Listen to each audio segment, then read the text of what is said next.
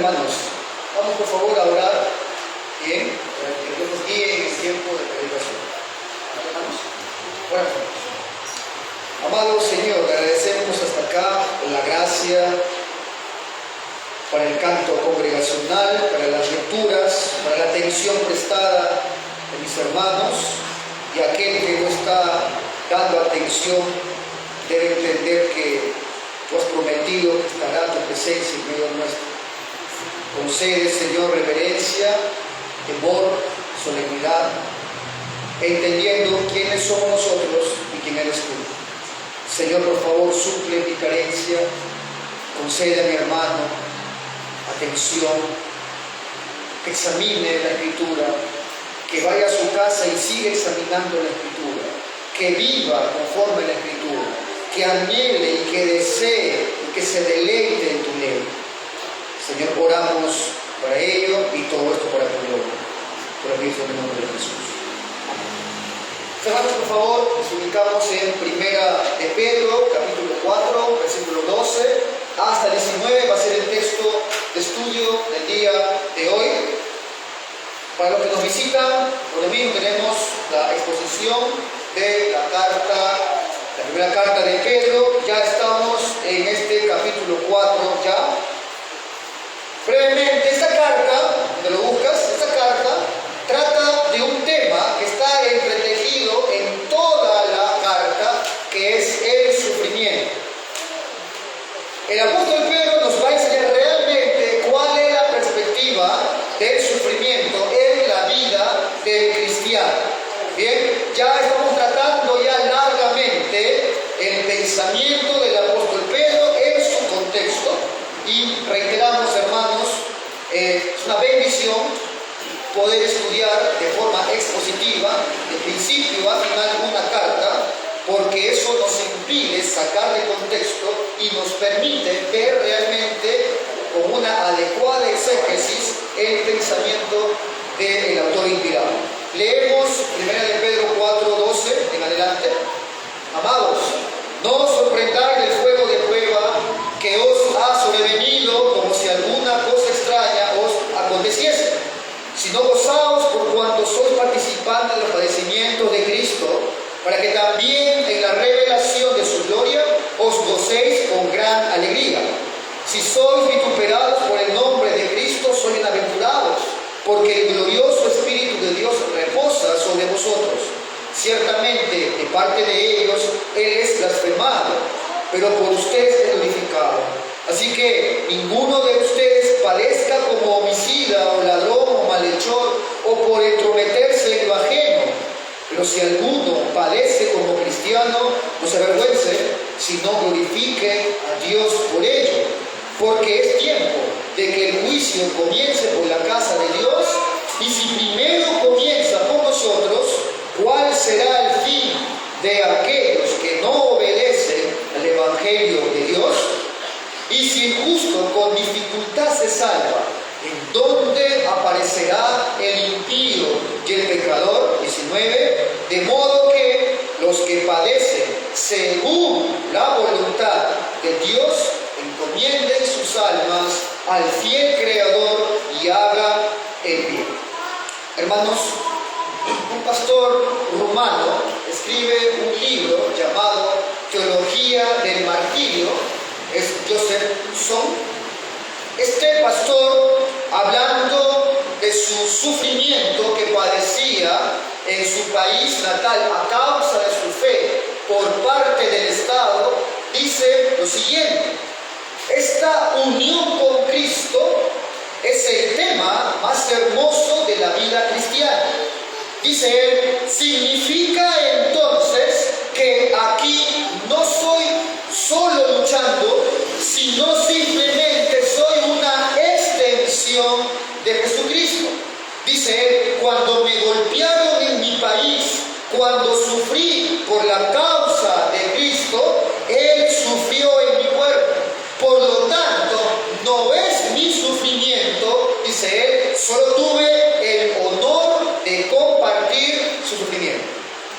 Hermanos, el sufrimiento, como ya el apóstol Pedro lo ha venido enseñando, es el camino de Cristo.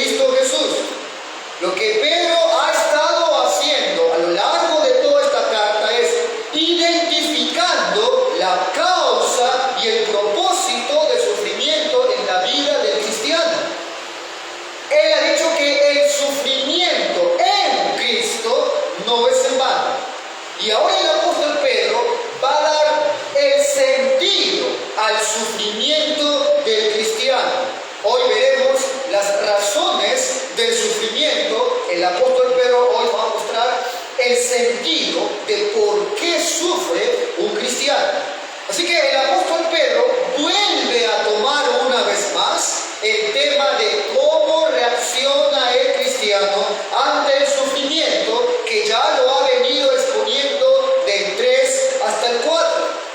Y noten ustedes que esta sección inicia Pedro diciendo amados.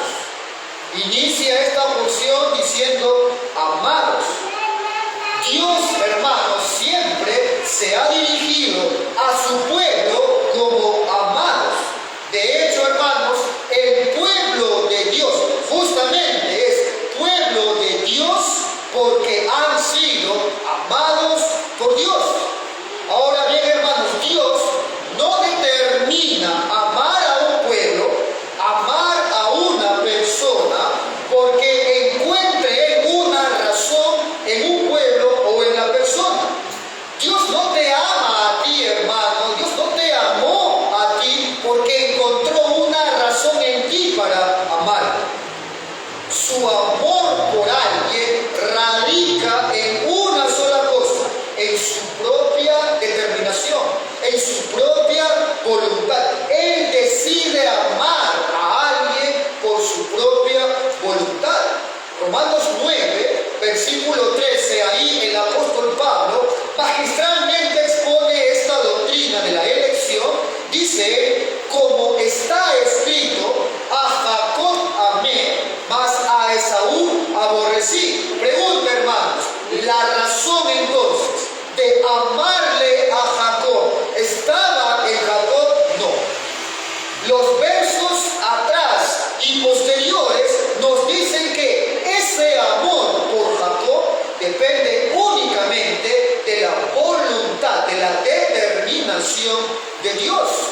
Vemos acá entonces a dos mellizos, Jacob y Esaú, de las cuales dice la Biblia en Romanos 9, versículo 11, pues no habían aún nacido, ni habían hecho aún ni bien ni mal. ¿Para qué? Para que el propósito de Dios conforme a la elección permaneciese, no por las obras, sino por el que llama. Es de él la determinación, no en las obras que él ve en una persona. Entonces, la razón de su amor no se encontraba en Jacob, se encontraba en la determinación de Dios. La razón y la elección por ti, hermano, no se encontraba en ti. No somos mejores de los que Dios no eligió. Es más, hermanos, estábamos exactamente en la misma condición de aquellos que el día de hoy Dios aborrece por sus pecados. Nos dice la Escritura en Efesios 2 que seguíamos la corriente de este mundo, que éramos hijos de desobediencia, que éramos hijos de ira, lo mismo que los demás. Ahora, la pregunta es entonces, ¿cómo puede entonces Dios amar a pecadores? O la pregunta es también, hermanos, ¿cómo saben los pecadores que han sido amados por Dios? Dios entonces puede amar a los pecadores solamente en Cristo, solamente en Cristo. Y los pecadores saben que han sido amados por Dios porque Dios les ha enviado a su Hijo Jesucristo y ellos han confiado únicamente en Él. Entonces, este pueblo, este grupo de creyentes en el Asia Menor al que le escribe el apóstol Pedro, ¿eran amados por Dios? Sí. ¿Cómo lo sabemos? Porque habían confiado en Cristo. Y hermanos, y justamente por esa confianza que habían depositado en Cristo, estaban sufriendo persecuciones. Justamente por esa confianza en Cristo estaban padeciendo el ostracismo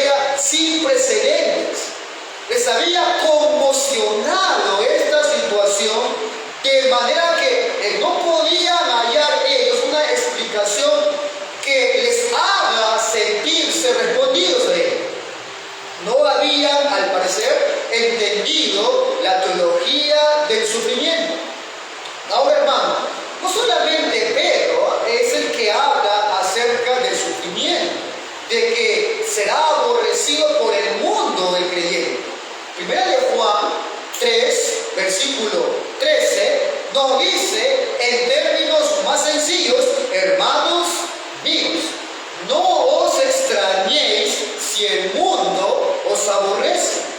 Así que, hermano, el creyente del siglo I y de este siglo no debería sorprenderse si es aborrecido por el mundo y sufre a causa de su fe. Todo lo contrario, hermano, el creyente más bien, como ya lo dijo Pedro, debería sorprenderse si el mundo se siente muy cómodo con ellos, lo cual debería llevarle a examinar su caminar cristiano. Nos dijo Pedro en el versículo 4, a estos, al mundo, les parece cosa extraña que vosotros no corráis en el mismo desenfreno de disolución. ¿Y qué harán? Dice Pedro, y os ultrajan. Vamos a ver, hermanos, este sermón en 3 puntos. El punto 1, vamos a ver sorprendidos por el sufrimiento o gozo en el sufrimiento. En el punto 2 veremos la evaluación del sufrimiento nuestro. Y en el punto 3 una confianza razonable ante el juicio. Veamos el punto 1. ¿Cómo estamos, hermanos? ¿Sorprendidos por el sufrimiento o gozosos en el sufrimiento? Dice el 12, amados, no os sorprendáis del fuego de prueba que os ha sobrevenido, como si alguna cosa extraña os aconteciese. Una pregunta que hay que resolver, sobre todo en estos tiempos, sobre todo en este mes. Pastor, este fuego, ¿qué cosa es? ¿A qué fuego se refiere, pastor? ¿Avivamiento? No, hermanos, este fuego viene del griego prosperaismo. Así que lo que acá se está usando el apóstol Pedro es el mismo término que usa el proverbista cuando se refiere a ese fuego que prueba el carácter de los metales. Cuando escuchamos al proverbista, es el fuego prueba la pureza del oro y la plata, es ese mismo término fuego que usa el apóstol Pedro. Así que esta prueba, este fuego, puede ser una tentación a pecar o una ocasión para descubrir el carácter de la persona. Santiago 1:2 también nos dice que, hermanos míos, tened por sumo gozo, carácter, cuando os halléis en diversas pruebas. Así que Pedro entiende las persecuciones de los creyentes como una prueba de su carácter. Su propósito en esta sección es determinar entonces el verdadero carácter de estos creyentes, el carácter de su fe en medio del sufrimiento. Dice el 13, si no, gozaos por cuanto sois participantes de los sufrimientos de Cristo. Y esto es tremendo, hermanos, para que también en la revelación de su gloria os gocéis con gran alegría. Amado hermano, las pruebas de nuestra fe, en lugar de ser motivo de tristeza, deben ser motivos de gozo. Justamente hablábamos de esto ayer. Primero, ¿por qué, pastor, debe ser motivo de gozo el sufrimiento para el cristiano? Primero, porque nos identifican con los sufrimientos del Señor Jesucristo. Somos uno con Cristo. Estamos, hermanos, unidos a Cristo, unidos a su victoria y también a sus padecimientos. Y por si acaso, aclaro, no me refiero a ese padecimiento expiatorio o redentor. Esa labor únicamente lo podía hacer Cristo. Él es el redentor, Él salvó. Yo me refiero al padecimiento que recibió Cristo del mundo incrédulo. Estamos unidos a Cristo en ese padecimiento. Y segunda razón, hermano, porque los eventos de Dios en su providencia, que llamamos sufrimiento, también están ahí para fortalecer tu fe, para hacerla crecer y, escucha esto, hermano, y tercero, para purificar a su iglesia, para purificar a su pueblo. Bueno, busque Mateo 13, ahí se conjuga esto que he venido diciendo acá. En Mateo 13, por búsqueda, vamos a leer algunos pasajes, nos habla del propósito de las parábolas, ¿verdad? Y ahí pasa a explicar la parábola del sembrador, entre otras. Dice Mateo 13, leamos el versículo 10 y 11 primero. Dice ahí: entonces, acercándose los discípulos, le dijeron: ¿por qué, Señor, le hablas por parábolas? Responde el Señor: porque a ustedes os es dado saber los misterios del reino de los cielos, mas a ellos no les es dado. Salten por favor al 16. Pero dice ahora: bienaventurados vuestros ojos a esos que a él le plació revelar los misterios. Bienaventurados vuestros ojos porque ven, vuestros oídos porque oyen. Porque de cierto os digo que muchos profetas y justos desearon ver lo que veis y no lo vieron, y oír lo que oís y no lo oyeron. Bueno, estos primeros versículos muestran que el Señor decidió de su soberana voluntad revelar esos misterios del reino a unos y a otros no. Pastor, ¿por qué? Y la respuesta la encontramos en Romanos 9. A Jacob amé, a Esaú aborrecí. Ese amor entonces que hizo que algunos entendieran su palabra y otros no, ese amor que hizo que algunos endurezcan su corazón al oír y otros reciban ese llamado eficaz, no es una cuestión que se encontraba en el corazón de la persona, sino se encontraba en Dios. Hermanos, Él quiso darle entendimiento a unos y a otros no. Punto. Dice luego ahí el 18: oíd pues vosotros la parábola del sembrador. 19: cuando alguno oye la palabra del reino y no la entiende, viene el malo y arrebata lo que fue sembrado en su corazón. Este es el que fue sembrado junto al camino, y el que fue sembrado en pedregales, ¿notas, hermano?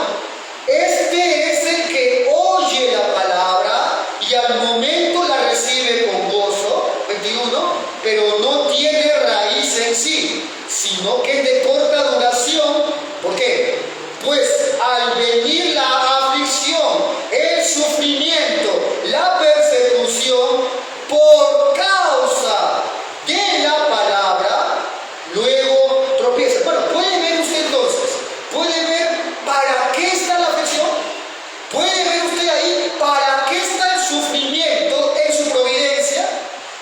En la aflicción, dice Mateo, en la persecución, nos damos cuenta nosotros quienes están siendo sostenidos por la mano de Dios y quienes finalmente, que aparentaban solamente ser seguidores de Cristo, quienes son falsos creyentes. Y esto, hermano, era importante que entendieran estos hermanos de Asia Menor. Pedro quería que esto sea entendido.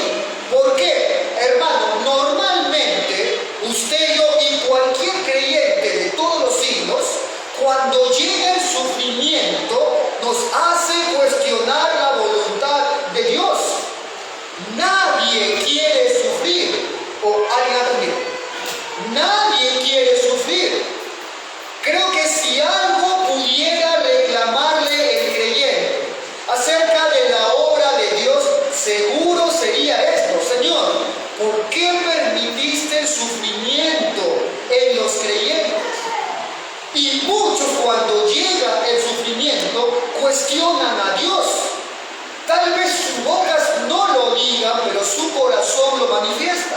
Pero Señor, si hago todo bien, Señor, me congrego, soy miembro de una iglesia, hago mi culto familiar, leo tu palabra, ¿por qué me llega a mí? Eso es más bien lo que enseña la teología de la prosperidad, que el cristiano ha venido a este mundo para ser un campeón, ha venido a este mundo para que tenga éxito, para que tenga vida plena, para que sea cabeza y no cola. Amado hermano, el sufrimiento por hacer el bien, por la causa de Cristo, no es un accidente en el cristiano. No es un accidente por hacer el bien, me refiero. No es un accidente en el cristiano. El sufrimiento por la causa de Cristo es una oportunidad para profundizar más nuestra comunión con Él. Y al profundizar nuestra comunión con Él nos prepara para algo, hermanos. Hermano, ¿cuál era la tentación de estos creyentes? No querer sufrir. ¿Y qué significaba eso? No seguir a Cristo. Hermano, ¿cuál es la posible tentación en el día de hoy en el creyente? No querer sufrir. Y esto es darle la espalda a Dios. Entonces, ¿para qué, pastor? ¿Me prepara el sufrimiento a causa de Cristo? Dice en la última sección del texto de estudio, para que también, dice Pedro, en la revelación de su gloria os gocéis con gran alegría.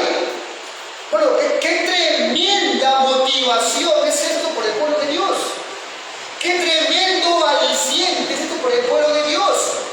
Pedro le está diciendo, sufrirán a causa de Cristo, pero el gozo que le espera al creyente será incomparable. Nada iguala a aquello. Alguien decía, cuando sufrimos por Cristo, hoy, incluso en cosas pequeñas, nuestros corazones tienen una anticipación hacia adelante.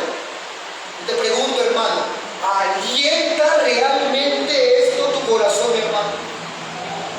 Esta promesa, ¿alienta realmente tu corazón? Porque si no es así, estás padeciendo de lo mismo que padece la carta de Filipenses. Nos muestra algo, eso lo hablamos ayer. El gozo en ti se está desvaneciendo.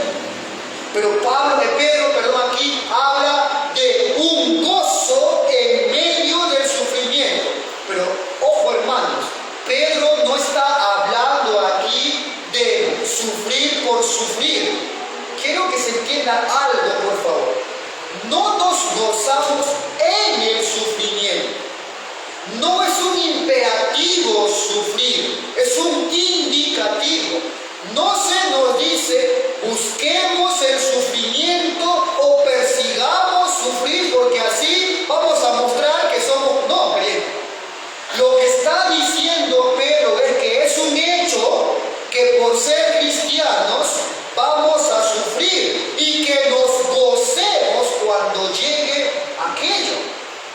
Que nos gocemos porque hay una promesa que no tiene comparación, el gozo de ello, con lo que tú puedes hoy padecer. Versículo 14, Pedro 4, 14 ahora. Ahí complementa la idea Pedro, dice, si sois vituperados por el nombre de Cristo, dice, pero sois bienaventurados, porque el glorioso Espíritu de Dios reposa sobre vosotros. Ciertamente, de parte de ellos, acá no hay un contraste, de parte de ellos, ¿pastor quiénes? Los incrédulos, Él es blasfemado, pero por ustedes es glorificado. Hermanos, el cristiano entonces, que sufre, sabe que el Espíritu de Dios reposa sobre ellos. Pero entonces, no solo le está diciendo que se goce, sino que ahora está describiendo por qué deberían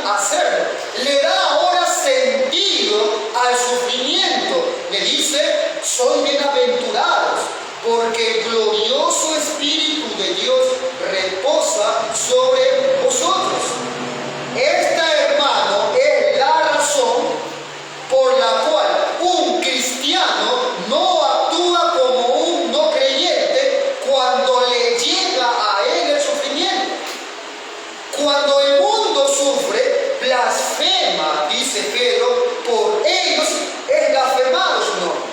Cuando el mundo sufre, blasfeman el nombre de Dios.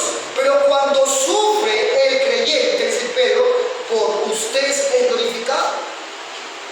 Es una pregunta, hermano, para ti y para mí. Si llegase el sufrimiento, si llegase la persecución en esta iglesia local, en esta comunidad, en este país, te pregunto, hermano, ¿usted seguiría predicando el Evangelio? ¿Habría el mismo impulso para predicar el Evangelio? Te pregunto, hermano, ¿seguirías tú realmente confiando en Dios?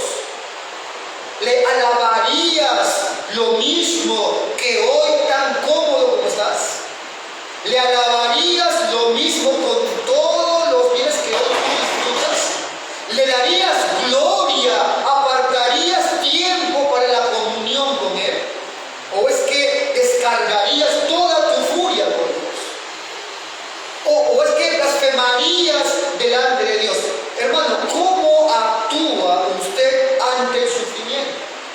Bueno, ahí usted tiene una respuesta si desea saber si su profesión de fe es genuina o no. Segundo punto, la evaluación del sufrimiento nuestro. Dice el versículo 15 y 16. Así que ninguno de ustedes padezca como homicida, ladrón o malhechor, o por entrometerse en lo ajeno. Pero si alguno padece como cristiano, no se avergüence, sino glorifique a Dios por ello. Pedro acá, hermano, le está advirtiendo algo. Pedro ya habló del gozo en el sufrimiento, ya habló de que estamos capacitados para estar firmes ante el sufrimiento, ya habló que le espera un gozo inefable al cristiano, pero ahora Pedro va a hacer una exhortación. Dijimos hace un par de semanas que muchos sufren, pero no por la causa de Cristo, por sus pecados. Sufren sí, pero no por su fe. Sufren por su vida desordenada. Sufren por su falta de celo. Pedro quería comunicarle a estos creyentes perseguidos en el Asia Menor que no podrían encontrar gozo ni esperar esa bienaventuranza en cualquier tipo de sufrimiento. Pedro está hablando del sufrimiento a causa de Cristo. Solamente es ese tipo de sufrimiento que merece aprobación de Dios, no el que uno padece por su propia maldad o pecado. Un poco más atrás, en esta carta de Pedro, en el 2, en el versículo 20, que hemos estudiado ya, pregunta Pedro, pues, ¿qué gloria es si pecando sois abofeteados y soportáis? O sea, ¿hay gloria en que tú sufras por tus pecados? Dice, más, si haciendo lo bueno sufrís y lo soportáis, esto ciertamente es aprobado delante de Dios. Aquí Pedro usa tres términos, ¿verdad? Asesino, ladrón y delincuente. Son designaciones que describen actos criminales que son castigables por la ley. Pedro aquí advierte que un cristiano entonces debe vivir una vida ejemplar para que no le permita a alguien que jamás se le pueda llevar a él a comparecer como un criminal ante una corte legal. Si llegase a sufrir por hechos delictivos, ellos habrán entonces dejado su testimonio por los suelos a causa de su pecado. Eso es lo que advierte Pedro. Pastor, tranquilo, yo no soy delincuente, yo no robé un banco, pastor. No tengo ningún problema con la ley. Hermano, cuando usted se pasa una luz roja, estás infringiendo la ley. Y eso puede traer consecuencias y puede sufrir, ¿verdad? Si tú das una vuelta en U y te ve un fiscal de tránsito, vas a sufrir.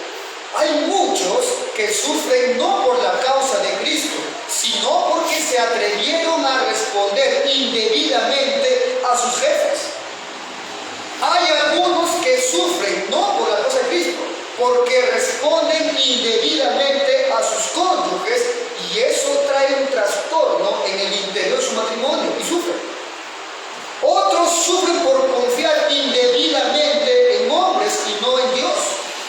Otros por falta de principios bíblicos hoy padecen matrimonios miserables.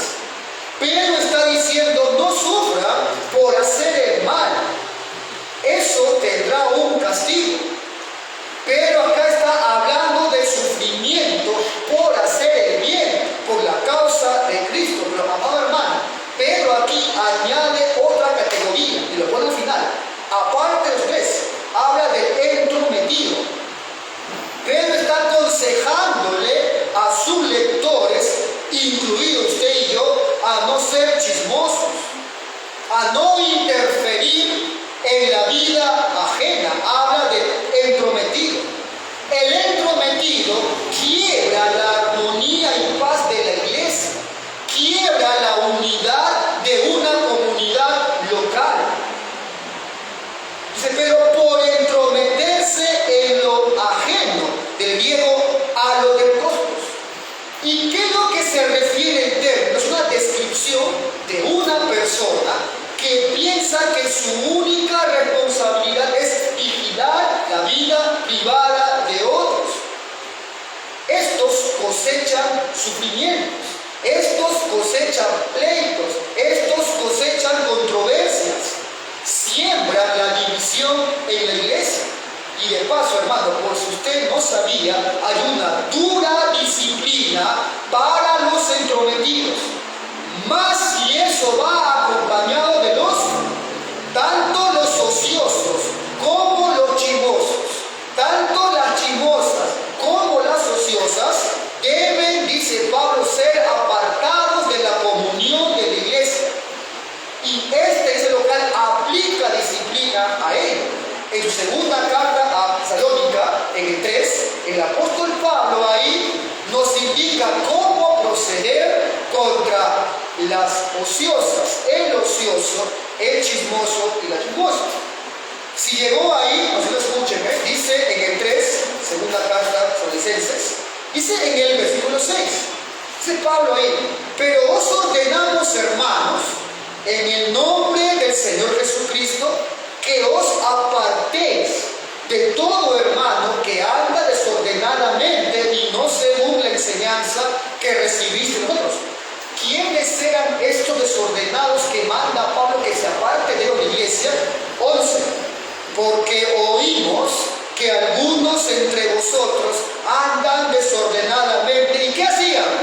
No trabajando en nada, sino entrometiéndose en lo ajeno. ¿Y qué es lo que dice Pablo que se hace con estos que no se corrigen, que siguen siendo ociosos, que no le dan freno a su lengua, que dañan a los demás? 14. Si alguno no obedece a lo que decimos por medio de esta carta, a este señaladlo y no os juntéis con él para que se avergüence. Amado hermano, miembros, cuidado con este pecado que a veces es soslayado, ¿no? Es ignorado. Un hombre, una mujer desordenada es alguien hipercrítica, nada le gusta, todo critica. Es alguien que no maneja adecuadamente su lengua. Incluye eso en cómo se dirige usted a su hermano. Así que póngale mucho ojo a eso. Evaluemos entonces por qué estamos sufriendo. Estamos sufriendo, hermanos. Hay controversias, hay conflictos por hacer el bien o por hacer el mal. Estamos sufriendo por una respuesta indebida a causa de tu pecado, a causa de tu negligencia, o estás sufriendo a causa de tu fe. Dice, pero luego en el 16, pero si alguno padece como cristiano, a ellos y solo a ellos le habla Pedro.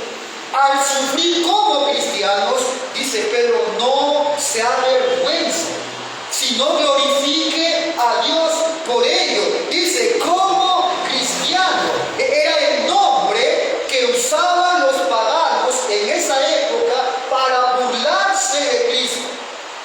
Hoy todo el mundo, ¿no?, se llama cristiano. ¿No? Hermano, hoy es fácil ponerse el rótulo, soy cristiano. En esta época del siglo I no lo era, hermano. Si alguien decía ser cristiano, estaba dispuesto a morir, porque era muy posible que eso le pasara. En el mundo antiguo, hermano, ser cristiano era vergonzoso para los paganos. Hoy en día, ¿verdad?, está de moda, ¿no? Lo vemos, está muy de moda, ¿verdad? ¿Sabes cuál fue el primer meme o el más parecido a un meme? Se dice que se encontró un grafiti grabado en el yeso de un edificio que funcionaba como una escuela 2 siglos después de Cristo. Ese grafiti representaba, había un gráfico que ahí se encontraba un joven adorando una figura a una cruz.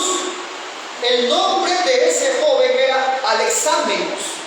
Y en este gráfico había una inscripción irónica que decía: Alexámenos adora a su Dios. Y la figura crucificada tenía una cabeza de asno. Fue un dibujo hecho para burlarse de los seguidores de Cristo. En la sala contigua, en el salón de al lado, había otra inscripción y otro gráfico que decía: Alexámenos es fiel, de forma irónica. Un joven sincero de su fe, adorando a Dios, y toda una sociedad, toda una escuela, todo un entorno burlándose de él por su fe, por su fidelidad. Te pregunto, ¿has sufrido eso tú en la escuela? ¿Has sufrido tú eso en el trabajo? Pero si alguno le está hablando a estos hermanos que padecían persecución, que eran calumniados, apartados, parece como cristiano, no se avergüence, sino glorifique a Dios por él. Y último punto, una confianza razonable ante el juicio. Dice en el 17, porque es tiempo que el juicio comience por la casa de Dios.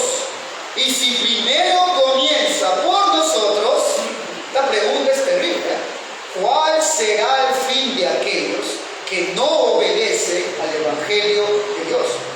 Ahora Pedro, hermano, va a centrarse en el juicio de Dios. En este punto ahora Pedro va a explicar la causa de los padecimientos en relación con el plan de Dios. En esta carta el apóstol Pedro, cuando usa el término juicio, lo ve como un evento futuro, pero que ya ha comenzado en el tiempo presente. Así como la salvación futura se manifiesta en este tiempo, también así el juicio. El apóstol Pedro, hermano, entiende los sufrimientos de los creyentes que están experimentando como una manifestación de este juicio. Muchos, al día de hoy, cuando leen juicio, ven como, ¿no?, algo que falta mucho llegar. Pastor, eso es para el fin de los siglos. Eso es para los últimos días. Justo hablábamos hoy, en la mañana, en la bíblica. Amado hermano, desde que Cristo vino, murió, resucitó y subió a los cielos, el reloj de Dios comenzó a contar ya los últimos días. Hebreos 9, versículo 26, dice ahí: de otra manera, cuando habla acerca del Señor Cristo y su sacrificio, le hubiera sido necesario padecer muchas veces desde el principio del mundo. Pero ahora, en la consumación de los siglos, siglo I, se presentó una vez para siempre por el sacrificio de sí mismo para quitar de en medio el pecado. O Pablo, cuando le habla a los corintios, le dice: y estas cosas les acontecieron como ejemplo y están escritas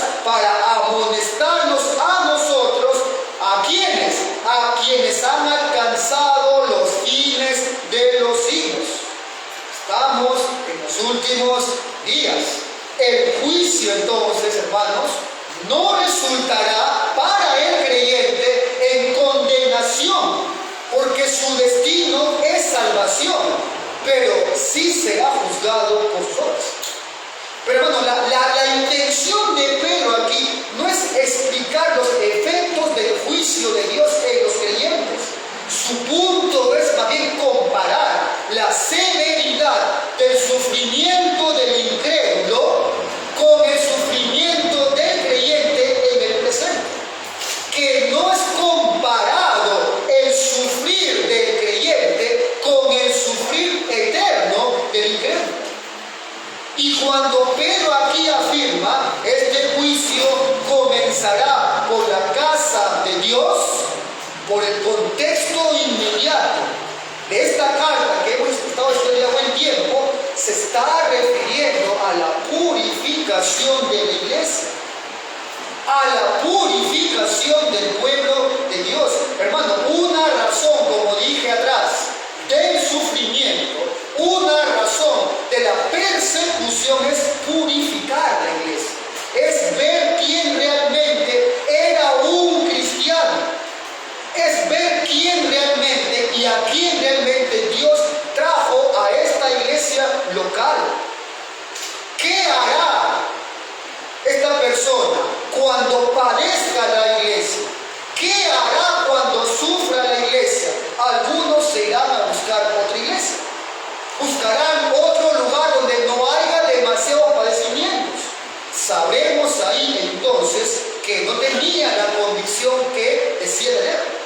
Otros tal vez se aparten de la fe. Sabremos ahí entonces que nunca tuvieron una fe genuina. Dios, hermano, probará lo auténtico de tu fe en medio de la iglesia a través del sufrimiento, a través de las pruebas. Hay muchos que se hacen entonces llamar cristianos solo porque vienen a la iglesia. Pero eso, hermano, no da claridad de una fe fehaciente. Dios está purificando la iglesia. El juicio entonces empieza por la casa de Dios. El juicio llega primero a la familia de Dios. Dios purifica la iglesia, pero luego alcanza inevitablemente a los que, dice Pedro, a los que no obedecen el evangelio de Dios. Cuando llegue entonces el día del juicio, estará pronto a dar su retribución al inicuo. Y Pedro acá hace una pregunta retórica. ¿Cuál será el fin de aquellos que no obedecen al evangelio de Dios?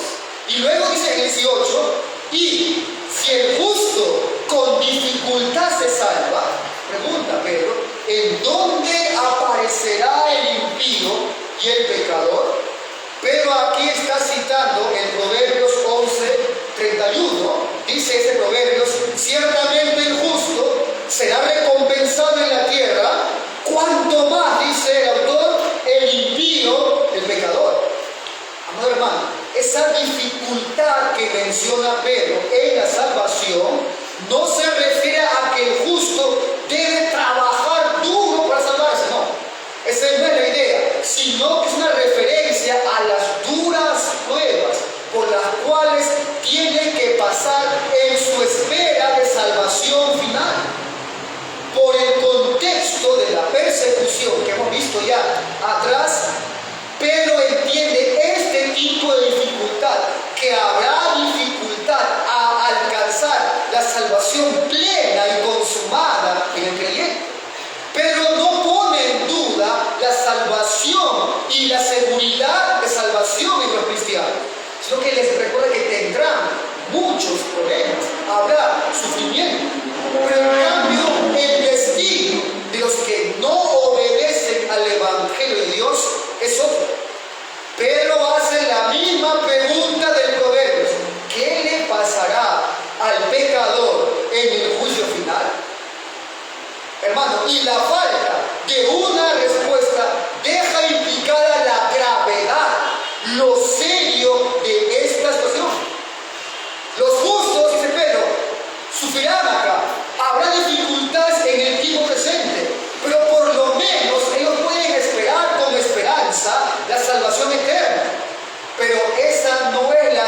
situación del no creyente, del impío pecador. Y aquí, acá hace falta dirigirnos a aquellos que no están en Cristo. Amigo que está acá usted, o que me escuche tal vez por internet, Dios no será burlado. Dios no puede ser burlado. Sin Cristo no estás a salvo. No vas a hallar escapatoria ante los juicios de Dios sin Cristo. Vea usted que Dios toma muy en serio el pecado. En eso que tú te deleitas. Dios toma muy en serio el pecado. Él aborrece el pecado. Mira lo que hizo Dios con su Hijo en la cruz. El Hijo eterno de Dios padeció por el pecado de los suyos y fue aplastado por la ira de su Padre. Esa ira que debió caer por todos nosotros. Así que, amigo, no rechace a Cristo, aquel que pagó por los pecados de su pueblo. Finalmente, pastor, ¿cómo podemos aplicar todo esto? Voy a usar el último versículo 19 para ver la parte práctica, aplicativa. Dice Pedro ahí, de modo que los que padecen, y acá hay 3 puntos, según la voluntad de Dios, encomienden sus almas al fiel Creador. Y tercero, hagan el bien. De modo que los que padecen, según la voluntad de Dios. Hermano, Pedro hace aquí una afirmación sorprendente. Afirma algo que algunos hasta Dios se sorprenden. Pedro está diciendo que los padecimientos es la voluntad de Dios. El sufrimiento en el creyente a causa de su fe es la voluntad de Dios. Es parte del plan de Dios para el cristiano. Porque es de esa manera que Dios prueba el carácter de la fe de su pueblo. Pedro le está comunicando a los que sufren que hay un propósito divino en sus padecimientos. Que no es un accidente, no es mala suerte, no es un evento fuera del control de Dios. Dios prueba el carácter de su iglesia. Dios prueba el carácter del creyente a través del sufrimiento. Y aún con todo, debe entender ese creyente que Dios tiene cuidado de ellos. Hablábamos de su sabiduría, que Él escoge los mejores medios para proveer a los suyos. Así que todo lo que llega a tu vida es escogida por un Dios sabio. Luego dice, encomienden su alma al fiel Creador. Dios no solamente ha creado al hombre, sino que sostiene su creación a cada momento. Es a este Dios que el creyente debe entregarse, debe acudir, porque la palabra de Dios nunca le fallará. Es en el sufrimiento que debe disipar toda duda ese creyente en cuanto a su fidelidad. Y cierra Pedro, hagan el bien, hagan el bien. Amado hermano, el dolor, la persecución que sufre usted no le da a usted licencia para abandonar la santidad de vida a la que fuimos llamados. Más bien debe usted reaccionar a ellas como haciendo el bien. Haga el bien. La manera de encomendarse a Dios en el sufrimiento es haciendo el bien. Así que, hermanos, al comenzar hablamos del amor de Dios por la elección de los suyos y que radicaba en su sola voluntad. Pedro inició esta sección diciendo amados y termina la sección con una idea de juicio, con un contraste entre lo que le ocurrirá a los justos y a los injustos.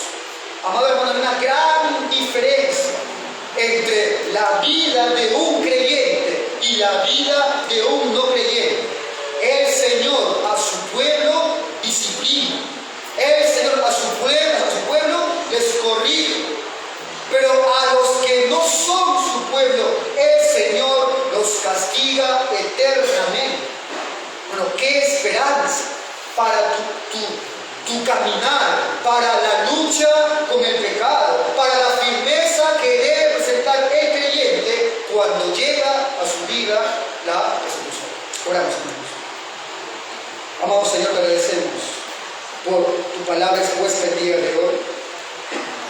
Te ruego por favor que cada creyente pueda tomar tus palabras, examinarlas, juzgarse él ante esta exposición, confiar en ti aún en medio del sufrimiento y entender que aún con todo eso no nos da una licencia para dejar de ser santos, sino que entregamos nuestras vidas a hacer el bien, a obras de piedad, a obras buenas, que dice Pablo, las cuales han sido de antemano dadas por ti para que andemos en ellas. Señor, te ruego por favor que afinques en nuestros corazones la idea correcta del sufrimiento, que es una convicción clara, que no es un accidente que cuando hacemos el bien o a causa de nuestra fe llegue a nuestra vida persecución, sino que hallemos gozo y vivamos para tu gloria. Te lo pido esto por favor.